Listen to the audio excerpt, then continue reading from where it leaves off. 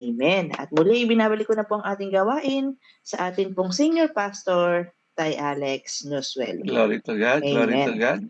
Talagang testimony pa lang, talagang nabibless na tayo, no? Yung pag-iingat ng Diyos, naroon, sa kanyang kagalakan ba na magsabi tayo na ang Diyos natin ay mabuti. Amen?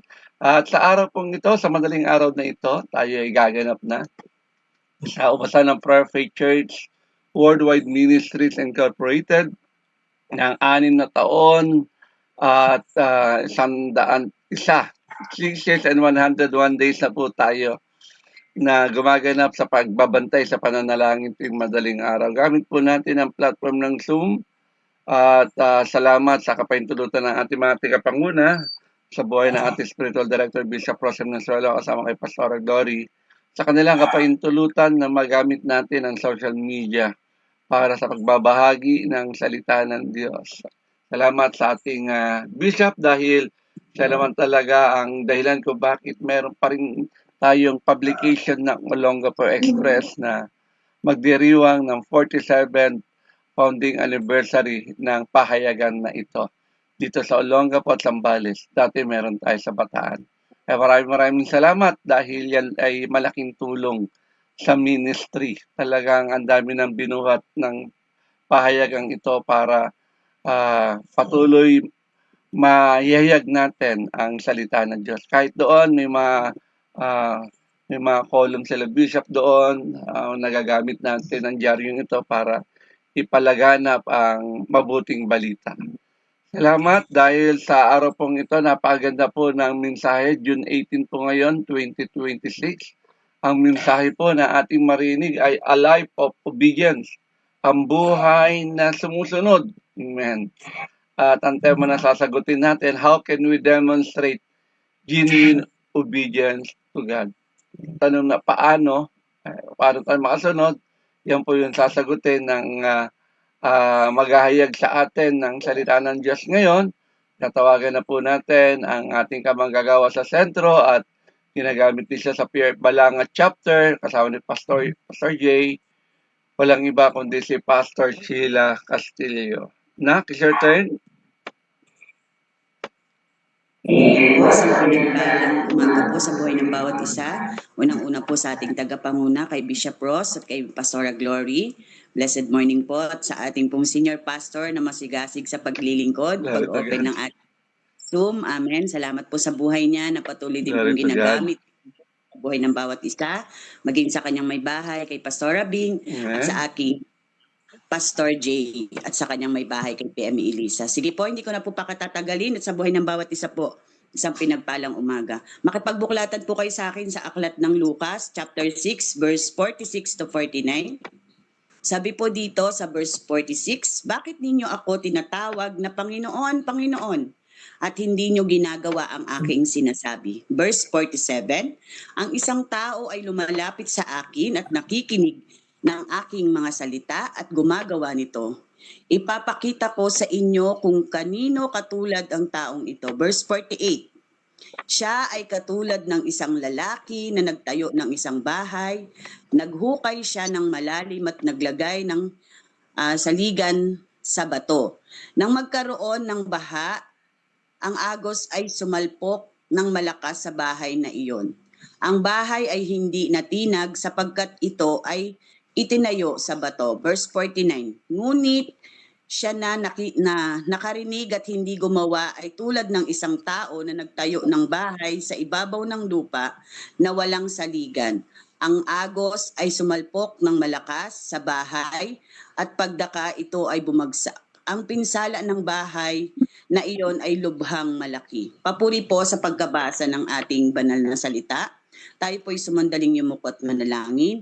Panginoong Diyos naming Ama sa langit, maraming salamat po sa pagkakataong muli kami ay makapag-aral ng iyong salita. Dalangin namin na buksan mo ang aming puso, ang aming isip, upang maunawaan namin ang iyong kalooban. Turuan mo kaming hindi lamang maging tagapakinig ng iyong salita, kundi maging tagasunod nito.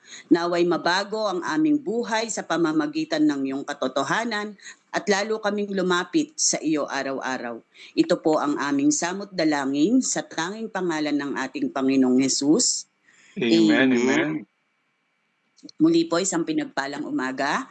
At sa ating pong introduction, maraming tao ang nagsasabing sila ay naniniwala sa Diyos, ngunit ang tunay na pagsunod ay hindi lamang nakikita sa ating mga salita, kundi sa ating mga gawa. Sa Lucas 6:46 to 49, tinuro ni Jesus na ang taong nakikinig at sumusunod sa kanyang salita ay katulad ng isang taong nagtayo ng bahay na matibay na pundasyon. Ngunit ang taong nakikinig lamang at hindi sumusunod ay katulad ng nagtayo ng bahay na walang pundasyon. Amen po ba? Ang ating pong topic, a life obedience. Amen po. Ang ating pong tema na sasagutin sa mga ito, hallelujah. How can we demonstrate genuine obedience to God? Yung ating po ay tanong sa verse 46. Verse 47. Sasabihin ko sa inyo kung ano ang katulad ng taong lumalapit sa akin, nakikinig sa aking mga salita at nagsasagawa ng mga ito. Amen po. Ang ating pong point 1, dapat po meron tayong malalim na relasyon sa Diyos. Amen. Ano po yung malalim na relasyon sa Diyos? Amen. Ang pagkakaroon ng malalim na relasyon sa Diyos ay nakakamit sa pamamagitan ng regular na panalangin, pagbabasa at pagninilay ng kanyang salita, at pagsasabuhay ng kanyang mga utos. Amen. Ayon sa Biblia, ito ay isang buhay na connection na lumalago araw-araw. Amen po ba? Ito po yung pinapakita natin sa araw-araw sa harapan ng ating Panginoon. Hindi po natin kaya ito, mga kapatid ko kay Lord. Amen po ba? Napakahirap po. Amen. Marami rin pong tao na nagsasabi na nahihirapan silang gumising ng maaga. Pero tayo, mga kapatid, pinagpala ang buhay ng bawat isa, lalo na po sa ating mga senior sa umaga pa lamang. Amen po ba? Talagang nakikita natin yung kasigasigan nila sa paglilingkod sa harapan ng ating Panginoon. Tunay na nakikita sa buhay ng bawat isa sa atin sa umagang ito, na nakikita at pinapakita ng ating Diyos kung paano tayo nagkaroon ng malalim na relasyon sa kanyang harapan. Amen po ba? At ang regular na yung regular na pamamaraan para lumalim tayo sa buhay pananampalataya sa harapan ng ating Panginoon, tapat na pananalangin. Amen. Kaya kinakausap po natin ang Diyos ng taus-puso at ilapit sa Kanya ang iyong mga alalahanin. Amen. Pasalamatan at sa lahat ng kahilingan. Amen po ba?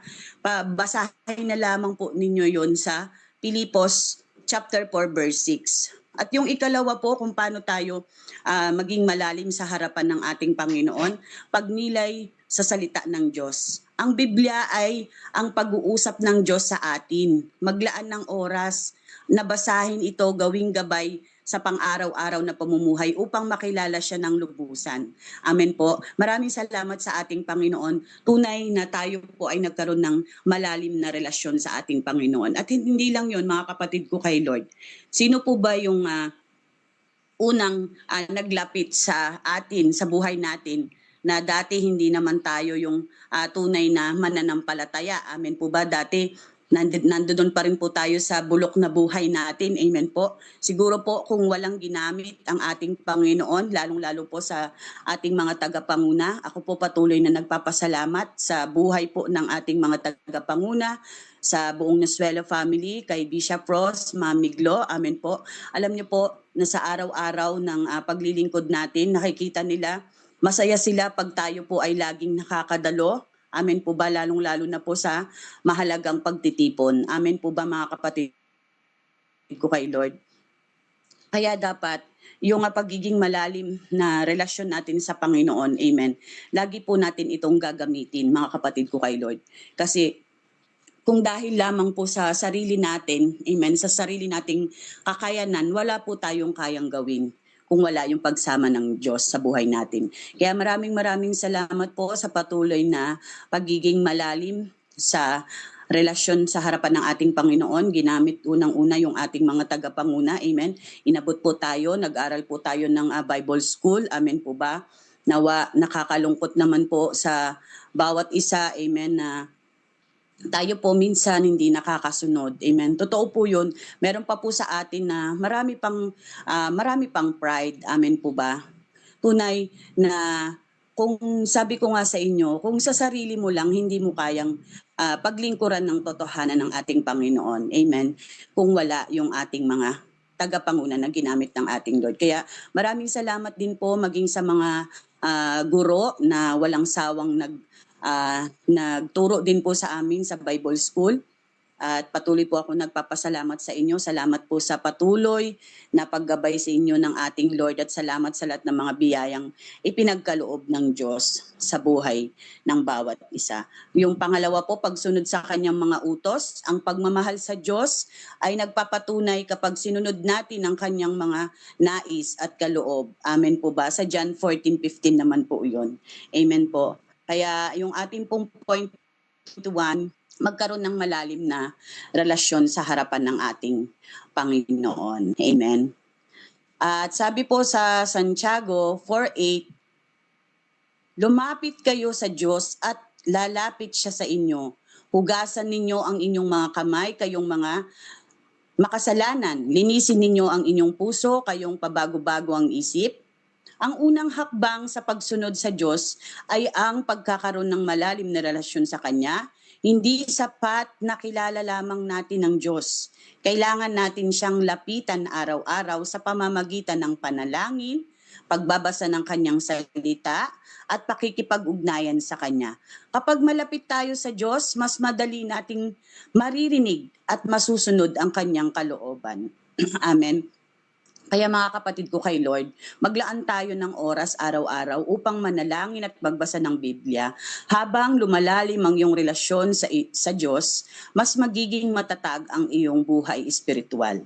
Amen. Tulad ng isang anak na malapit sa kanyang ama, alam niya ang nais at kalooban ng kanyang ama. Ganon din tayo sa Diyos. Kapag malapit tayo sa Kanya, mas madali nating masunod ang Kanyang mga utos. Amen po ba? Kaya mga kapatid ko kay Lord, sa tuwing tayo po ay nananalangin, amen po ba? Meron po tayong mga answered prayer dahil doon po sa pakikipagrelasyon natin yun sa harapan ng Diyos. Hindi dahil sa sarili mong naisin. Amen po ba? Kundi ang ating Diyos po ang patuloy na nagpapaganap sa buhay ng bawat isa. Kaya maraming salamat po sa buhay ng bawat isa na naririto, sa mga kapwa ko kapastoran, mga PME church worker. Tunay na kapag tayo po ay nakakasunod, nagkakaroon tayo ng malalim na relasyon sa harapan ng ating Diyos na buhay.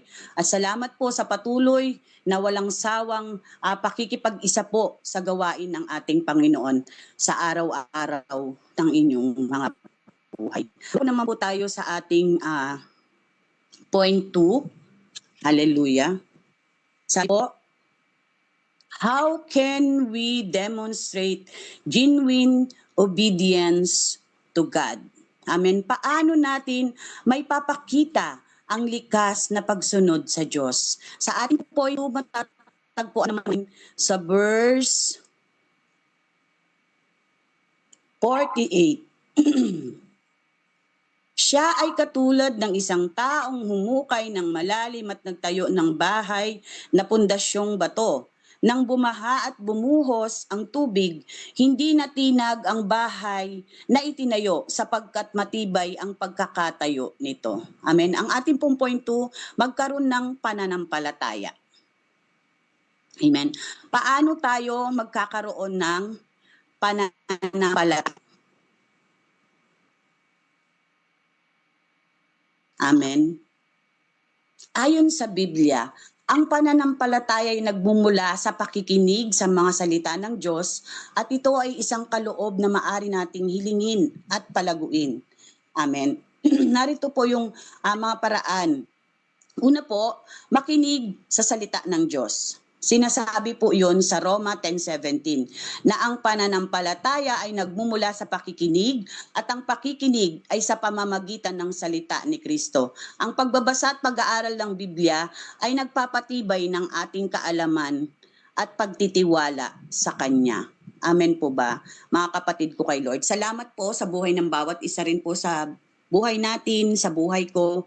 Salamat kay Lord, tunay na nagkaroon po ako ng pananampalataya. Salamat sa lahat ng mga taong ginamit ng Diyos sa buhay ko. Amen. Dahil kung ako lamang po yun, mga kapatid ko kay Lord, hindi ko po kayang gawin. Amen. Kaya salamat po sa patuloy na pagbuhay ko. Salamat din po sa mga aral na patuloy nating naririnig. Marami pong mga nag-share ng Word of God. Amen po ba? Tunay na tayo po ay pinagkalooban ng ating Panginoon ng malalim. Amen. Na malalim na patuloy na magkaroon ng pananampalataya sa ating Panginoon. Amen po ba, mga kapatid ko sa ating Panginoon? At sabi po doon sa Hebreo,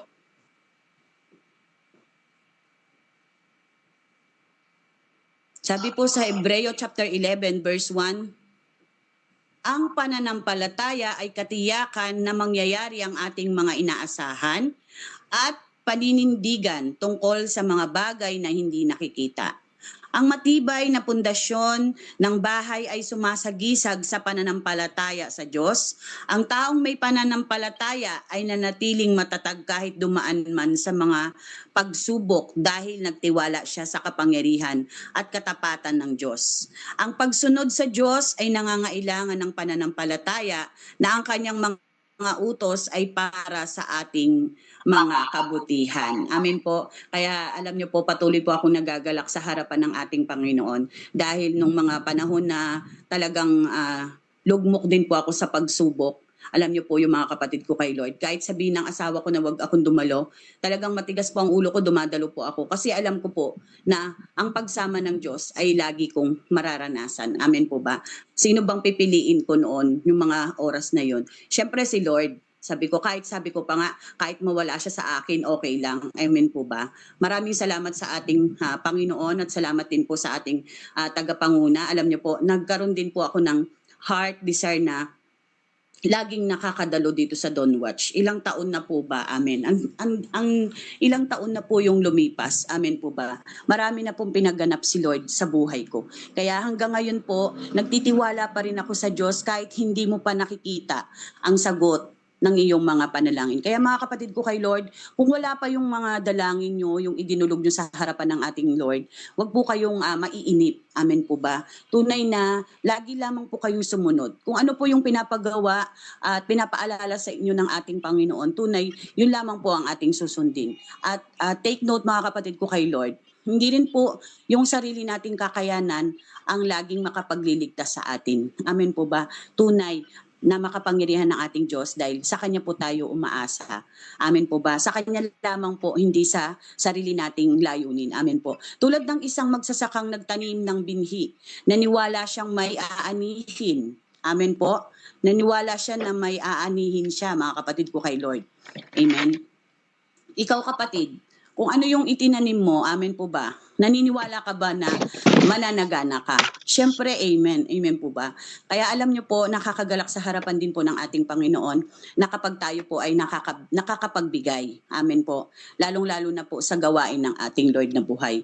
Tunay, pinapaalagahan natin ang araw ng linggo at yung araw-araw na pagdalo dito sa ating Don't Watch Prayer.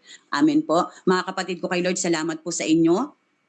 At maraming salamat po maging sa lahat ng mga OFW na wala rin pong sawa sa araw-araw. Amen. Nakikita natin yung kanilang mga trabaho, kung gaano kalalaki yung mga bahay na nililinisan nila. Amen po ba, mga kapatid ko kay Lord?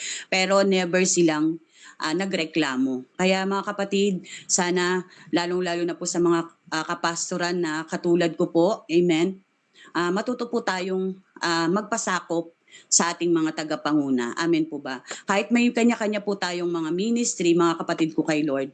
Amen. Tunay, alalahanin mo pa rin kung saan ka nagmula. Amen. Kaya salamat sa ating mga tagapanguna at sa ating mga kapastoran na naririto na laging na walang sawang nagjo-join. Amen po. Salamat sa buhay ninyo po at kahit gaano man karami yung mga napagdaan ng mga pagsubok, still nandito pa rin po tayo nakatayo sa harapan ng ating Lord. na buhay. Amen. Sige po, darako na po tayo sa ating point 3. Hallelujah. Thank you, Lord. Paano natin may papakita ang likas na pagsunod sa Diyos? How can we demonstrate genuine obedience to God? Amen. Yung ating pong point, tatagpuan naman natin sa verse 49, last verse. Ngunit ang nakikinig naman ng aking mga salita at higit na tumutupad nito ay katulad ng isang taong nagtayo ng bahay ng walang pundasyon. Nang bumaha at bumugso ang tubig sa bahay na iyon, kaagad itong bumagsak at lubusang nawasak. Amen po. Ang ating pong point 3, magkaroon ng katagumpayan. Amen. Sabi po sa Josue 1:8, huwag mong kaliligtaang basahin ang aklat ng kautusan. Pagbulay-bulayan mo iyon araw at gabi upang matupad mo ang lahat ng nakasaad doon. Sa ganon, magiging masagana at matagumpay ang iyong pamumuhay. Amen. Dito naman po sa ating pong point, tayo po ay magtatanong, paano magkaroon ng pananampalataya?